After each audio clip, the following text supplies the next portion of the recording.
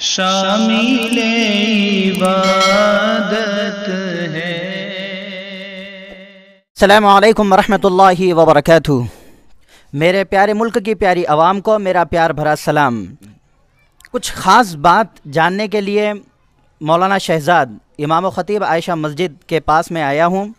ناظرین، وہ خاص طبقہ جس کو ہم امام کے نام سے جانتے ہیں، جو مسجدوں میں امامت کرتے ہیں، ان کے تعلق سے کچھ خاص باتیں جاننے کے لیے ہم مولانا شہزاد کے پاس میں آئے ہیں کہ جس طرح سے مسجدوں میں جب امام صاحب نماز پڑھاتے ہیں اور جو ارکان وہ کرتے ہیں تو ان کے ادا کرنے کے بعد ہم ادا کرتے ہیں، نہ کہ ان سے پہلے کرتے ہیں۔ یہ تو ہمارا مسجد کے حد تک کہ یہ عمل ہوتا ہے۔ بعد کی جو زندگی ہے جو پیسوں سے تعلق رکھتی ہے، اس میں ہم اماموں کا اسی طرح سے خیال رکھتے ہیں جس طرح سے مسجدوں میں امام کے ارکان کا ہم خیال رکھتے ہیں۔ تو ہم یہ جاننا چاہیں گے کہ ابھی فی الحال جو لاک ڈاؤن ہوا اور لاک ڈاؤن میں بہت ساری مساجدوں میں سننے کو ملا کہ اماموں کی تنخواہیں نہیں ہوئی، اور تنخواہیں نہ ملنے پر ان کا گزر بسر کس طرح سے ہوا اور کس حالت سے امام گزر رہے ہیں، ہم جاننا چاہیں گے مولانا شہزاد کی زبانی۔ الحمدللہ رب العالمین والعاقبۃ للمتقین والصلاة والسلام علی سید الانبیاء والمرسلین وعلی آلہ وصحبہ اجمعین، اما بعد۔ امید کہ تمام حضرات بخیر و عافیت ہوں گے۔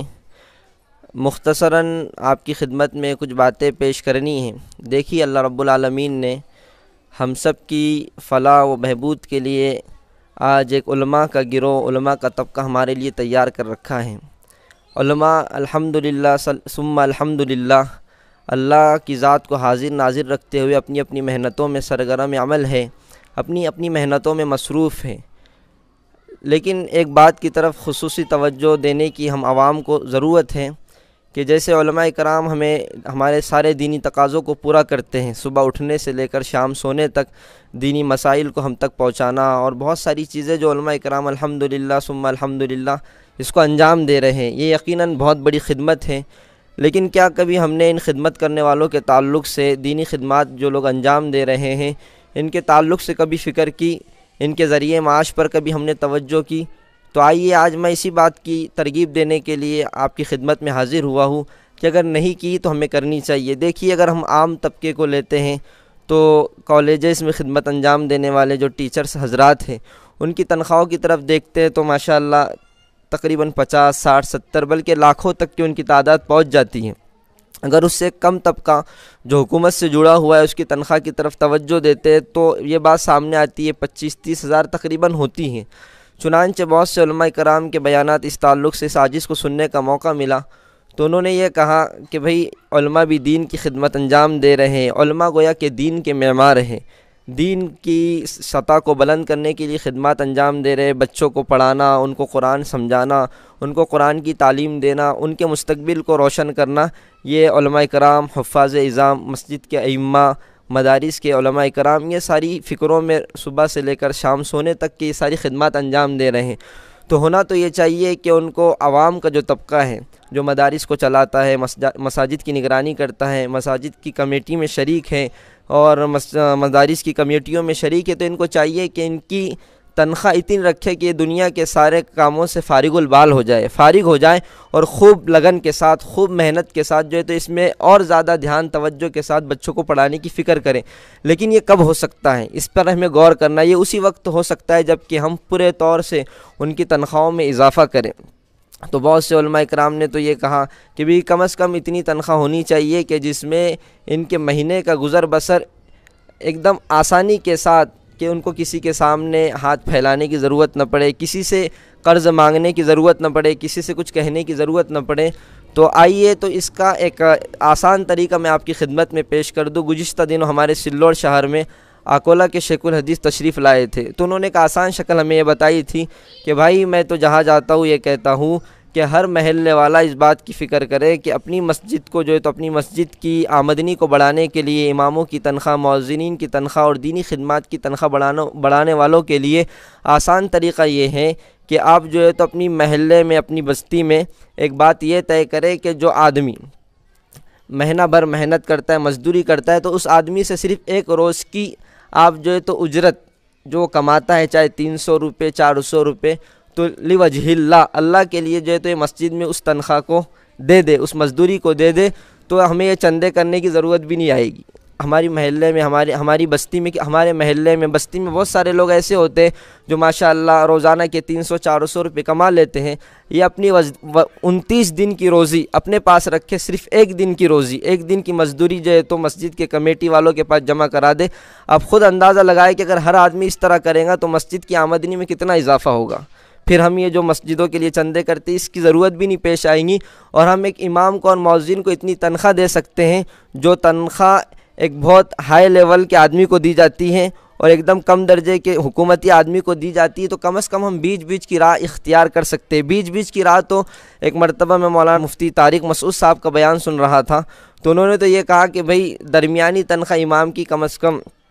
ایسی ہونی چاہیے کہ آپ اپنے محلے میں دیکھ لیجئے کہ ماسٹر اور ٹیچرز کی تنخواہ کتنی ہے اور چپراسی وغیرہ کی تنخواہ کتنی ہے، ان دونوں کے بین بین امام اور مؤذن کی تنخواہ طے کرنی چاہیے۔ تو آپ حساب لگا لیجئے، کم از کم وہ 40 کا حساب کا آنکڑا ہوگا، کم از کم 40,000 روپے تو ہو سکتے ہیں، لیکن اتنے ابھی ہمارے حوصلے بلند نہیں ہوئے۔ اللہ کرے کہ اتنے حوصلے ہمارے بلند ہونے چاہیے، لیکن پھر بھی آپ سچ بتائیے، اپنے دل پر ہاتھ رکھ کر بتائیے کہ وہ امام جس کی تنخواہ 6,000 روپے ہو تو اپنا گزارا کیسا کرتا ہوگا۔ لوگوں کے درمیان یہ بات مشہور ہے کہ علماء کی تنخواہوں میں برکت ہوتی ہے، خدا کی قسم برکت ہوتی ہے، لیکن اس برکت کی طرف ہم نے کبھی توجہ بھی کی؟ اللہ تعالیٰ علماء اکرام کو یقیناً آفتوں سے، بڑی بڑی بلاؤں سے محفوظ رکھتا ہے یہ دین کی خدمت کے نتیجے میں۔ لیکن بزرگوں، کل ہی ایک تجربہ کار آدمی سے ملاقات ہوئی تو انہوں نے کہا کہ لوگ تو یہ کہتے ہیں کہ علماء کی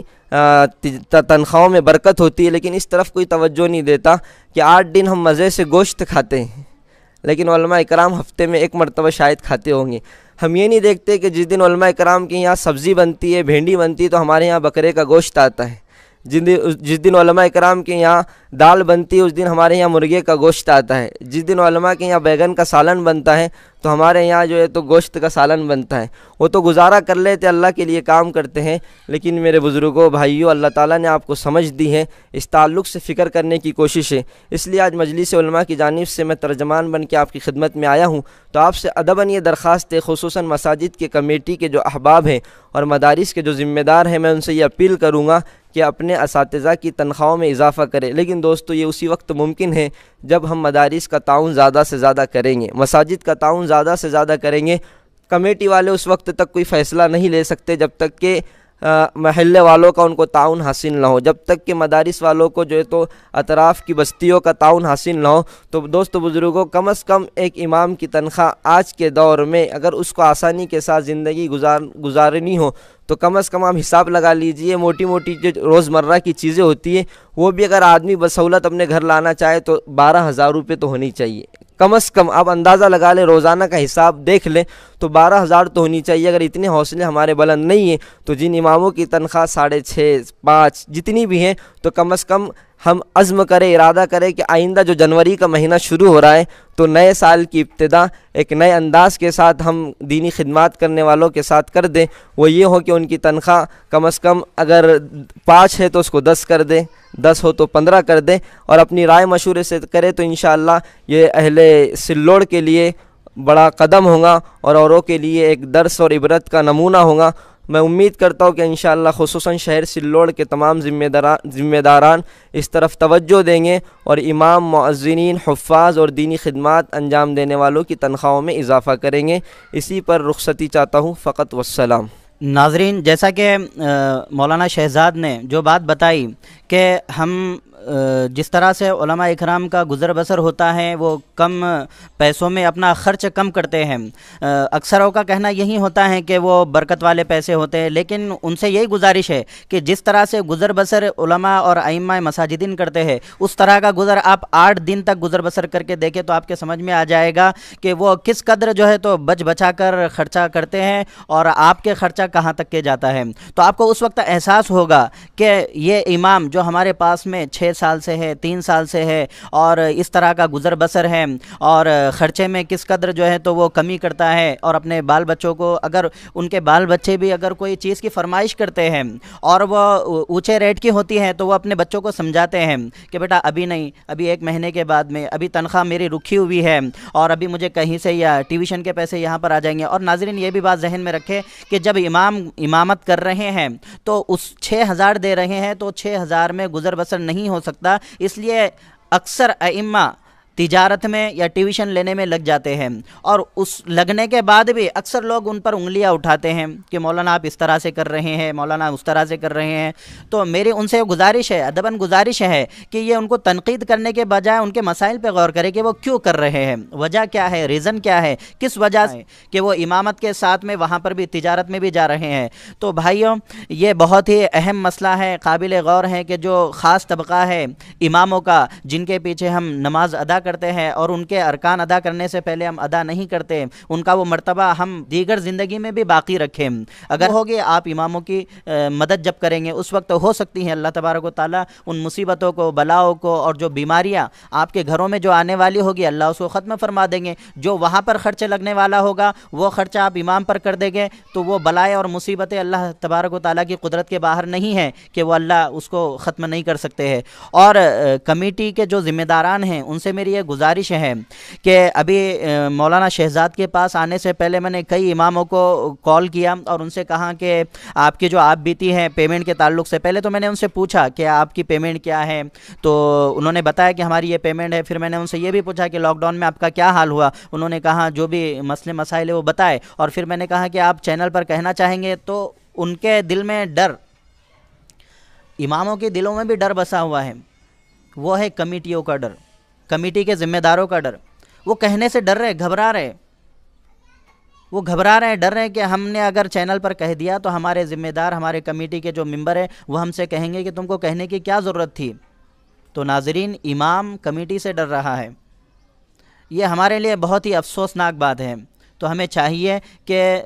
ابھی جو دیکھا میں نے کورونا سے زیادہ تو کمیٹی کے ممبروں کا ڈر دکھائی دیا ان کے دلوں میں۔ کورونا سے تو کوئی اتنا ماشاءاللہ حفاظتی طور پہ جتنے بھی گورنمنٹ کی گائیڈ لائنس آئی تھی اس طرح سے حفاظت کیے ہیں، لیکن جو ڈر ابھی اماموں کے دلوں میں، حفاظ کے، ائمہ کے دلوں میں دیکھا ہوں، جب کال کر کے جب مجھے سمجھ میں آیا تو کورونا سے زیادہ خطرناک ڈر کمیٹی کے ممبروں کا اماموں کے دلوں میں بیٹھا ہوا ہے۔ تو ناظرین یہ بہت ہی بری بات ہے۔ اور مولانا میں نے ابھی کچھ دنوں پہلی بات ہے، میں نے یہ بھی سنا، میرے کان پر یہ بات بھی آئی کہ امام پر ایک کمیٹی کے ایک ذمہ دار نے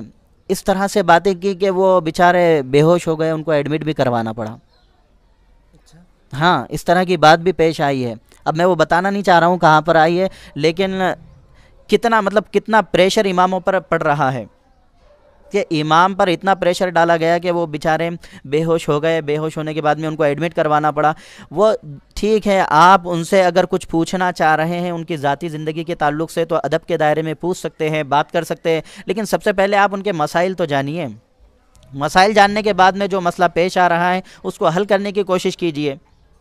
تو میری یہ تمام کمیٹی کے ممبروں سے یہ گزارش ہے کہ اماموں کے دل میں اپنا ڈر پیدا نہ کریں، بلکہ امام کے دل میں جو اللہ کا ڈر ہے اس کو باقی رکھے، اور آپ کے دل میں بھی اللہ کا ڈر باقی رکھے کہ کہیں اللہ آپ سے سوال نہ کر لے۔ اور جس طرح سے اگر کسی کو ایسا لگتا ہے کہ مولانا بہت اچھی زندگی گزار رہے ہیں تو جتنے پیسوں میں وہ اپنی زندگی گزارتے ہیں اتنے ہی پیسوں میں وہ 1 مہینے تک اس کی خود کی زندگی گزارنے کی کوشش کرے۔ اگر وہ اس کوشش کریں گے تو اس وقت ان کو احساس ہوگا کہ اتنے پیسوں میں ایک امام کیسا گزارا کر لیتا ہے۔ جب ان کے گھر میں جب وہ طرح طرح کی فرمائشیں آئے گی اور وہ اس کو انکار نہیں کر سکیں گے، اور جب وہ دیکھیں گے تو مہینے کا خرچ ان کا سمجھ میں آئے گا، جو ایک امام کا 6,000 6,500 7,000 8,000 دیتے ہیں تو مہینے کا خرچ ان کا 12,000 14,000 15,000 ہو جاتا ہے۔ اس وقت ان کو احساس ہوگا کہ ایک امام اپنے گھر بار کا خرچ کس طرح سے سنبھالتا ہے۔ تو تمام سے گزارش ہے کہ اس بات پر عمل بھی کرے، اور ماشاءاللہ مولانا شہزاد نے بہت اچھی بات بھی بتائی ہے اخراجات کے تعلق سے کہ ایک امام کیسی زندگی گزارتا ہے۔ تو اس نیوز کو زیادہ سے زیادہ شیئر کریں، اور یہ کسی پر تنقید کرنے کے لیے بات نہیں بتائی گئی، بلکہ اماموں کے حالات کو آپ کے سامنے لانا تھا کہ ائمہ مساجد جو خاص طبقہ ہے جن کے پیچھے ہم فرائض انجام دیتے ہیں، جو اللہ کے خاص بندے ہیں، ان کا حال کس طرح سے ہو رہا ہے، وہی آپ کے سامنے لانا تھا تاکہ ہم سب اس پر عمل کریں اور ان کی اچھی طرح سے مدد کریں اور ان کی تنخواہوں میں اضافہ کریں۔